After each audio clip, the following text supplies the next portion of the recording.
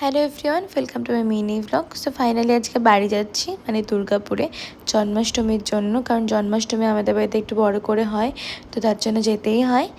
So এসছি, তারপরে আর shoot করা হয়নি, প্রচণ্ড টায়ার্ড হয়ে গেছিলাম। সন্ধ্যাবেলা আমি আর মা বেরিয়েছিলাম একটু শপিং করতে, পুজো আসছে বলে কথা। আর দেখো মা চলে এসছে ডাকতে। হয়ে গেছে। বাঙালিদের কাছে দুর্গাপূজা মানে একটা ইমোশন। আমার তো ছোট থেকে এখনও পর্যন্ত স্বভাব আছে, 7-8টা না হলে ঠিক মন ভরে না, মানে এই বেলায় ওটা পড়বো, ওই বেলায় ওটা পড়বো। যাই হোক, গোটা ব্যানার্জিতে মার্কেট ঘুরে আমার আর মায়ের তো কিছু পছন্দ হয়নি।